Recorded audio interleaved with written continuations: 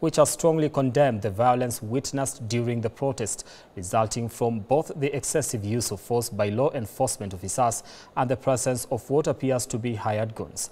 This comes even as the Commission called on the government to facilitate open dialogue with the citizens to address the root cause of the protests and work towards meaningful solutions. Robbie Omondi reports. In the recent protests led by the Gen Z movement resisting the Finance Bill 2024, the police were seen using lethal crowd control weapons like water cannons, tear gas and live ammunition against peaceful protesters, which led to unnecessary injuries and fatalities. The Kenya National Human Rights Commission now says that 361 people were injured, 627 arbitrarily arrested, and 32 forcibly disappeared. These numbers may have gone up following the protests on Tuesday, 2nd of July.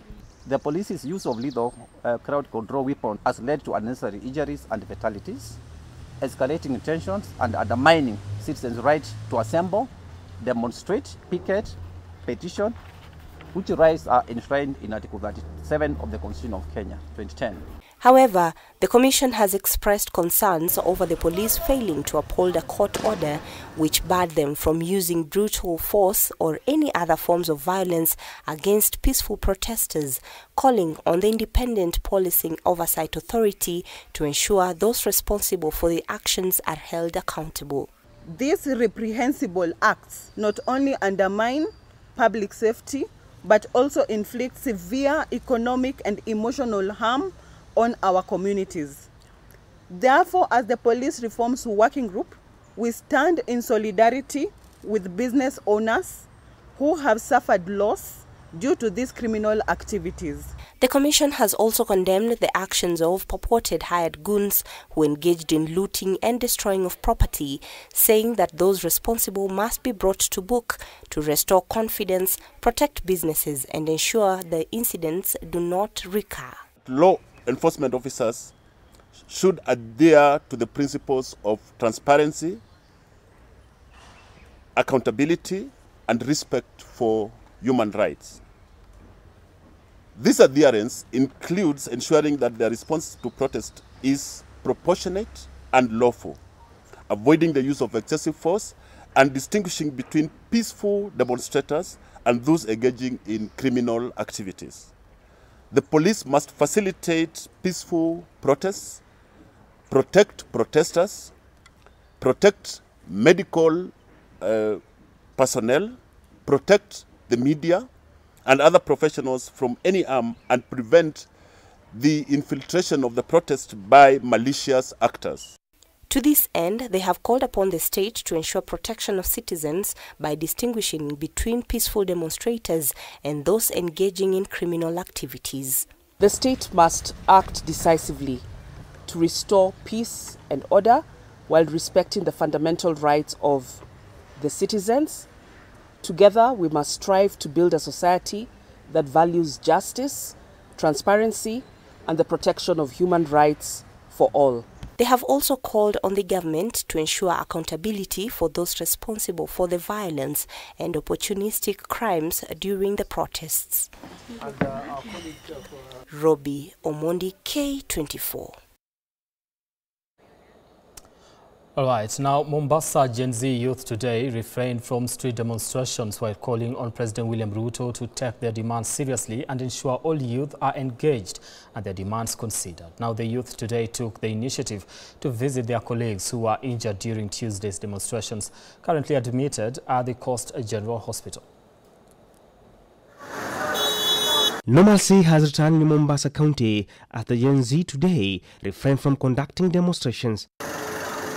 The Gen Z instead converged at the Coast General Hospital, where they paid visit to their colleagues who were injured during Tuesday demonstrations, currently receiving treatment. Papole wale wenzetu ambao waliumia na kuwatia moyo na kuwafariji ili waweze kujisikia wako pamoja na sisi na waweze kujiona kuwa hawakuachwa upweke, kwa sababu tumekuwa nao katika safari yote hiyo ya maandamano. While at the hospital, they condemned the use of excessive force by police while declaring a break from protest to strategize after goons infiltrated their demonstrations, which were peaceful, causing destruction of properties and death. Nawaambia saizi tumesitisha maandamano haya ili tuweze kustrategize tena, kwa sababu tumeona we don't know if ni njia ya government ama ni njia ya watu wengine kuhaya goons ili waweze kuinterrupt na peaceful demonstration. Kama vijana tuliweza kuangalia tukaona tusi lose vijana zaidi na tusivujishe damu nyingi, so tunaweza tukakae tuka-restrategize ni jinsi gani tunaweza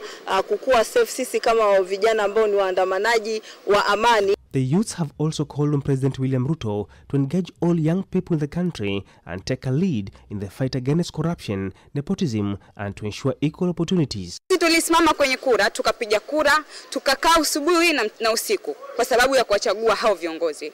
Kwa nini hao viongozi baada ya kupata wao waturudi nyuma kwenye migongo yetu na watuongoze vibaya? Tunaomba hatua ichukuliwe na tuweze kujua ni kina nani ambao wanaendelea kufund hawa goons, ndio at least wakuwa wanajua sisi Genz. Serikali bado tuko na nyinyi, still put you people towards, that's the thing.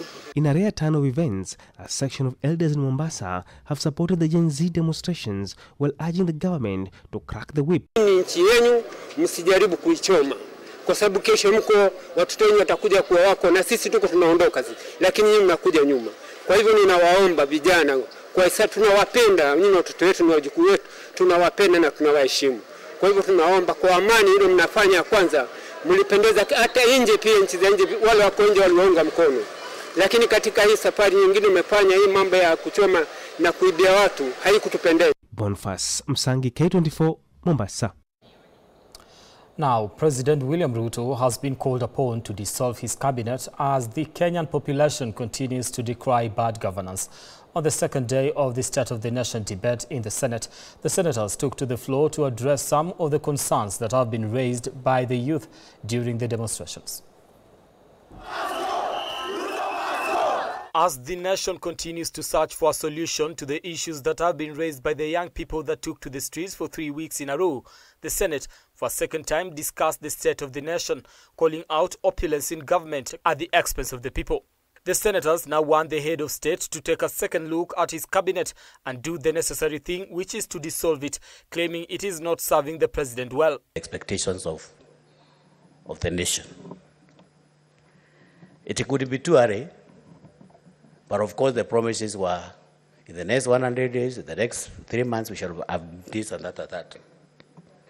Honorable Speaker, we made some confessions.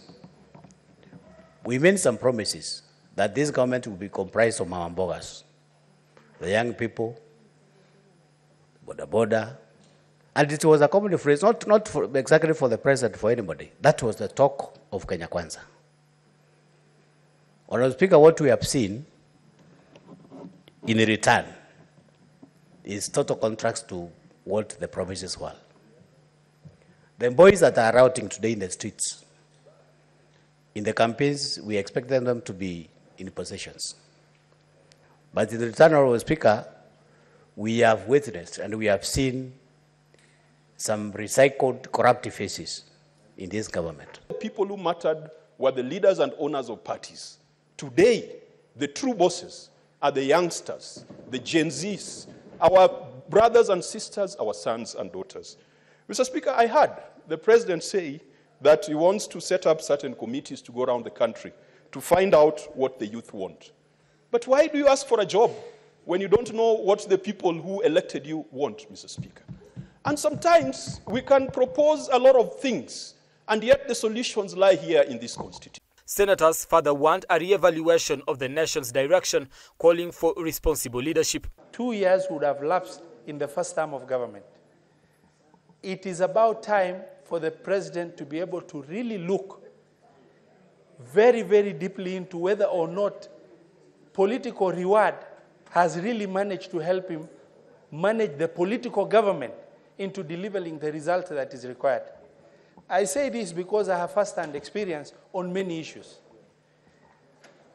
I have examples of cabinet secretaries I I am a co-principal or in Kenya Kwanza, but I have cabinet secretaries in this government that have tried to really look for, try to make phone calls to, not for personal issue, but issues affecting the public that have elected us into office to represent them. They are protests that expose the nation's underbelly, protests that brought about a rude awakening to the political class that the future of the nation had their eyes on their representatives. Mr. Speaker, will not be the Gen Z. It will be us in office. It will be the wickedness in high places. It will be the principalities and powers that reside in State House, that reside in this Senate, and that reside in the National Assembly that will take us there.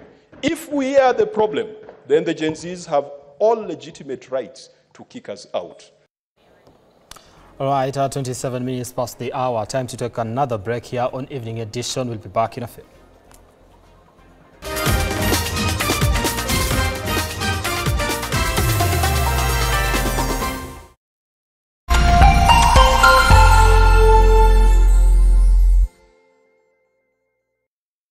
Are you a child